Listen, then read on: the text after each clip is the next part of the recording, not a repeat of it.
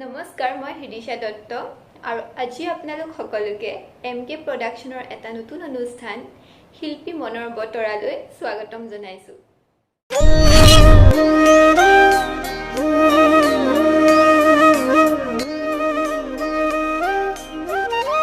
আজি আমাৰ অনুষ্ঠানটিৰ দ্বিতীয় অতিথি হিচাপে আছে সুইটি সুস্মিতা কলিতা বা। আহক কিছু কথা পাতোঁ তেওঁৰ সৈতে। নমস্কাৰ সুইটি বা, আপোনাক স্বাগতম জনাইছোঁ এই শিল্পী মনৰ বতৰাৰ অনুষ্ঠানটোলৈ। হয় নমস্কাৰ। মই সুইটি সুস্মিতা কলিতাই মোৰ তৰফৰ পৰাও MK প্ৰডাকশ্যনৰ সমূহ কৰ্মকৰ্তালৈ যথেষ্ট মৰম জ্ঞাপন কৰিছোঁ। পোনপ্ৰথমে আপোনাক সুধিব খুজিম আপোনাৰ ঘৰ ক'ত আৰু ঘৰত কোন কোন আছে?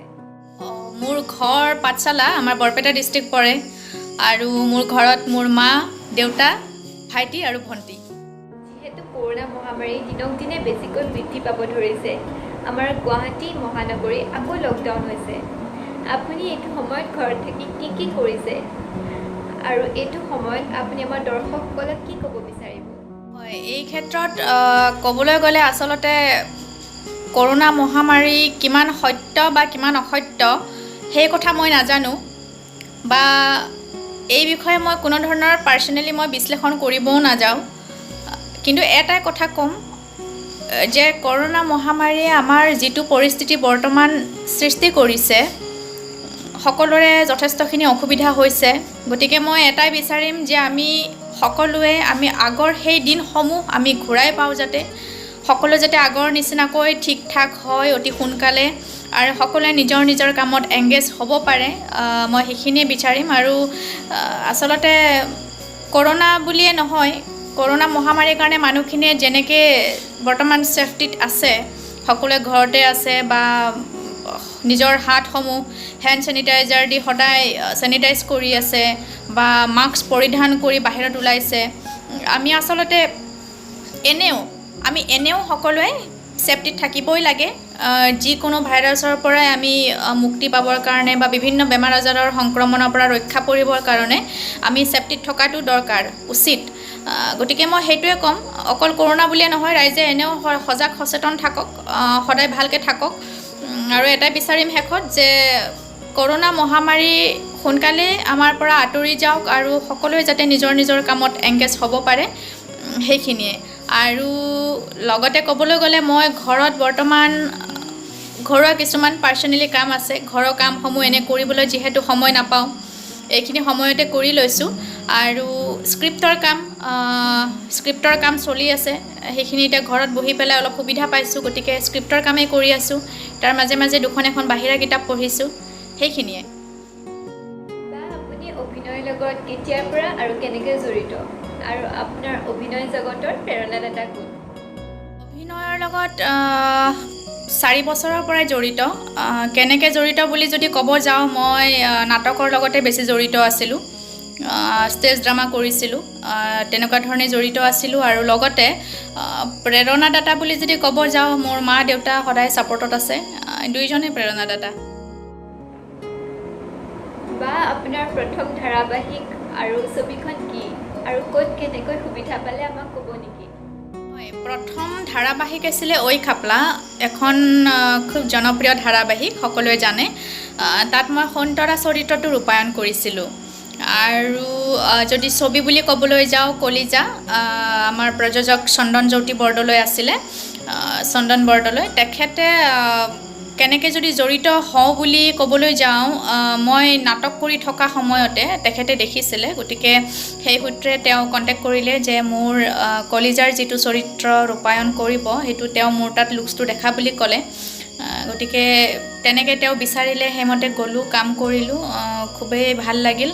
আৰু সেইখনেই মোৰ জীৱনৰ টাৰ্ণিং পইণ্ট হৈ উঠিল। গতিকে বহুতখিনি আজি সুখী তাৰ কাৰণেও, আৰু ইয়াৰ পৰাই আজি মই চন্দনজ্যোতি বৰদলৈকো যথেষ্ট ধন্যবাদ জ্ঞাপন কৰিছোঁ। যেতিয়া আপুনি এখন ছবি বা ধাৰাবাহিকত অভিনয় কৰি এৰি দিয়ে, তাৰ পাছত দৰ্শকে ভাল বেয়া ভিন্ন কমেণ্ট দিব, আৰু যদি ভাল কমেণ্ট দিয়ে নিশ্চয় আপোনাৰ মনটো ভাল লাগে, আৰু তেনেকৈ যদি আপোনাক বেয়া কমেণ্ট দিয়ে তেতিয়া আপোনাৰ কেনেকুৱা অনুভৱ হয়, আৰু সেই আপুনি বেয়া কমেণ্টটো কি হিচাপে ল'ব? হয়, ভাল কমেণ্ট যদি আহে যথেষ্ট ভাল লাগে, নিশ্চয় বহুত সুখী হওঁ যে মই ৰাইজৰ মাজত মোৰ সেই কেৰেক্টাৰটো ফুটাই তুলিব পাৰিছোঁ বা তেওঁলোকে যে মোক নিজৰ বুলি ভাবি লৈছে, যথেষ্ট সুখী হওঁ, সুখী অনুভৱ কৰোঁ। কিন্তু ঠিক তেনেকৈ ইমান বেয়া কমেণ্ট নাহে যদিও তাৰ মাজতে কিছু সংখ্যক বেয়া কমেণ্টো আহে। তেতিয়া সেই কমেণ্টটো এনেকুৱা ধৰণে লওঁ, হয়তো ক'ৰবাত কিবা এটা ভুল কৰিছোঁ, যিটো ভুল আমি যিটো নেদেখোঁ সেইটো ৰাইজে দেখে। কাৰণ শিল্পীৰ কাৰণে ৰাইজৰ মৰম আশীৰ্বাদ অবিহনে যিহেতু কোনো অস্তিত্ব নাই, তো ভুলটো তেওঁলোকে দেখিলে নিশ্চয় আঙুলিয়াই দিব। গতিকে মই তেনেকুৱা ধৰণে মানি লওঁ যে ভুলৰ শুধৰণি আছে আৰু কেনেকৈ সেই বস্তুটো আকৌ মই উন্নত কৰিব পাৰোঁ, মোৰ অভিনয়খিনি কেনেকৈ মই আকৌ তেওঁলোকৰ মনত মই কেনেকৈ ভালদৰে মই স্থাপিত হ'ব পাৰোঁ, তেওঁলোকে কেনেকৈনো মোক ভালদৰে ল'ব পাৰিব, মই সেইখিনি বস্তু আকৌ পুনৰ মই শুধৰণি কৰিবলৈ চাওঁ। বেয়া কমেণ্টবোৰ আহিলে অকণমান বেয়া লাগে, তথাপিতো যিহেতু ভুল নিশ্চয় কিবা এটা দেখিছে, যাৰ কাৰণে তেওঁলোকে সেই কমেণ্টটো কৰিছে, সেনেকুৱাকৈ ভাবি পেলাই নিজৰ শুধৰণি কৰিবলৈ চেষ্টা কৰোঁ। আকৌ কেনেকৈ আগবাঢ়ি যাব পাৰোঁ, কেনেকৈ ভাল অভিনয় দেখাব পাৰোঁ আৰু সেইখিনি চেষ্টা কৰোঁ। আপোনাৰ ভাল লগা সংলাপ এটি ক'ব নেকি? আমাৰ দৰ্শকসকলেও শুনি ভাল পালে হয়। फिर से मैं चाहूँ तो तुझे इसी पल मार सकती हूँ, पर वादा तो तड़पा कर मारने का है ना, ठीक वैसे ही जैसे मेरे अयान तड़पे थे। महाशिवरात्रि की उस रात एक जल कन्या की हत्या की थी तुमने, हत्या की थी उसकी प्यार की। लेकिन अब तुझे भी पता चलेगा कि मैं क्या करने वाली हूँ। किसी को नहीं छोड़ूंगी मैं, किसी को भी नहीं। अयान,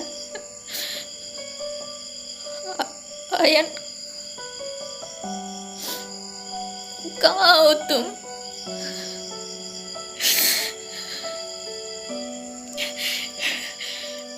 ধন্যবাদ। বা আপুনি পজিটিভ কেৰেক্টাৰ নে নিগেটিভ কেৰেক্টাৰ কৰি বেছি ভাল পায়? হয়, কেৰেক্টাৰ আচলতে পজিটিভ বা নিগেটিভ বুলি তেনেকুৱা নহয়।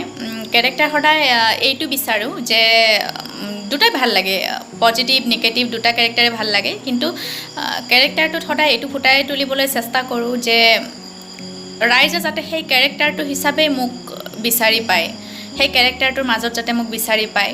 এনেকুৱা নহয় যে তেওঁলোকে মোক চুইটি সুস্মিতা হিচাপে জানক, মই বিচাৰোঁ যে সেই কেৰেক্টাৰটো হিচাপে জানক। মই সেনেকুৱা ধৰণৰ কেৰেক্টাৰ আচলতে কৰি বহুত বেছি সুখী হওঁ। বা আপোনাক ঘৰত মৰমত কি বুলি মাতে? ঢেৰ নাম আছে ঘৰত মাতা। মায়ে মা বুলি মাতে, দেউতাও মা বুলি মাতে, মোৰ ঘৰৰ ডাঙৰ, গতিকে ডাঙৰ মা বুলি মাতে। আৰু তেনেকুৱা যথেষ্ট নাম আছে, মৰম, টুকুলু, এইচব যথেষ্ট নাম, ঢেৰ নাম আছে। বা আপুনি বাৰু কোনটো ধৰণৰ ল'ৰা বেছি ভাল পায়? Because you are very beautiful and cute. আপোনাৰ পাছত কৰি থকা ল'ৰাবোৰৰ অকণমান সুবিধা হ'ব আপোনাক ট্ৰাই কৰিবলৈ। হয়, কেনেকুৱা ল'ৰা বুলি ক'বলৈ গ'লে সদায় অলপ মোক যাতে কেয়াৰ কৰক, অলপ কেয়াৰ কৰা ল'ৰা, লগতে পজিটিভ মাইণ্ডেড আৰু লগতে ছাপৰ্টিভ, লগতে মোৰ ঘৰখনক অলপ কেয়াৰ কৰা, তেনেকুৱা ধৰণৰ ল'ৰা ভাল লাগে, যিয়ে নিজৰ দায়িত্বখিনি ভালদৰে বুজি পায়। তেনেকুৱা ল'ৰা হ'লে ভাল। আপুনি বাৰু অভিনয়ৰ লগতে আৰু কি কৰি ভাল পায়? আৰু আপোনাৰ প্ৰিয় খাদ্যটো কি, আমি জানিব পাৰিমনে? হয়, মই অভিনয়ক বাদ দি পেলাই স্ক্ৰিপ্টৰ কাম কৰোঁ, গতিকে লিখি খুব ভাল লাগে আৰু এক্সট্ৰা বাহিৰা কিতাপ পঢ়ি ভাল লাগে। গতিকে এক্সট্ৰা টাইম পালে তেনেকৈ স্ক্ৰিপ্টৰ কামেই কৰি থাকোঁ। আৰু ফেভৰেট যদি ডিছ ক'বলৈ যাওঁ তেনেকুৱা নাই, কিন্তু মই মাছ মাংস ইমান এটা ভাল নাপাওঁ। দাইল, আলু পিটিকা, লগত কেঁচা জলকীয়া এটা, এনেকুৱা হ'লে আৰু মোক মাছ মাংসৰ কোনো প্ৰয়োজন নাই। মোৰ খুব ফেভৰেট দাইল, আলু পিটিকা, কেঁচা জলকীয়া। যিহেতু কৰোণা ভাইৰাছৰ ভয়াৱহতাৰ কাৰণে সকলো ধৰণৰ শ্বুটিং বন্ধ কৰি ৰখা হৈছে, সেইবাবে বহুতো কলা কৌশলী চলিবলৈ অসুবিধা হৈছে। আপুনি সেই সম্পৰ্কত কি ক'ব বিচাৰিব?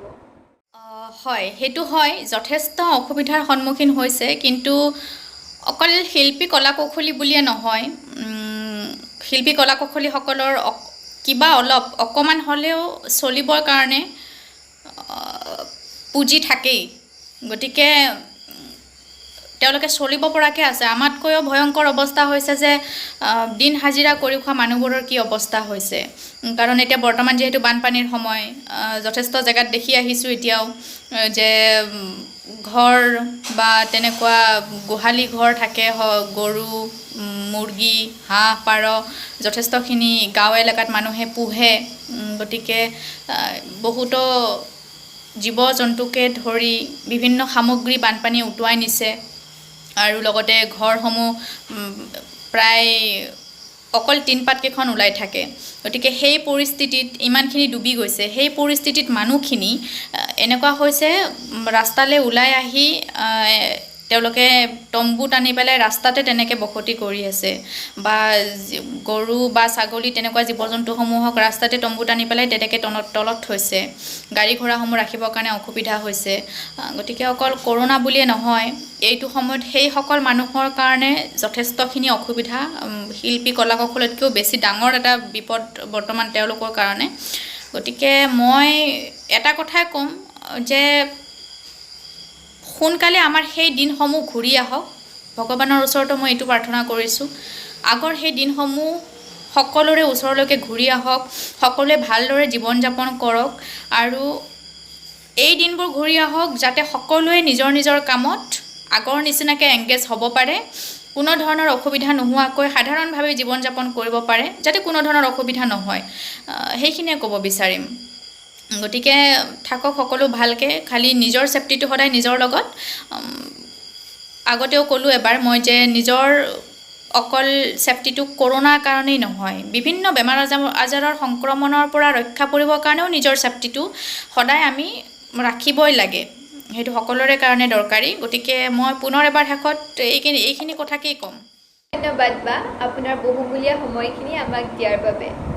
আপোনাৰ সুন্দৰ আৰু উজ্জ্বল ভৱিষ্যতৰ বাবে আমি সদায় কামনা কৰিম আৰু আমাৰ মৰম আৰু আশীৰ্বাদ সদায় আপোনাৰ লগত থাকিব। হয়, ধন্যবাদ বৈশালী। লগতে মই MK প্ৰডাকশ্যনৰ লগতে সমূহ কৰ্মকৰ্তাকো শেষত পুনৰ এবাৰ ধন্যবাদৰ সৈতে যথেষ্ট মৰম জ্ঞাপন কৰিছোঁ। আৰু বৈশালী, তোমাকো যথেষ্ট মৰম আৰু লগতে সদায় ছাপোৰ্ট কৰি যাম। সদায় তোমাৰ কাৰণে ভগৱানৰ ওচৰত প্ৰাৰ্থনা কৰিম যাতে তুমিও আগবাঢ়ি যাব পাৰা। নমস্কাৰ।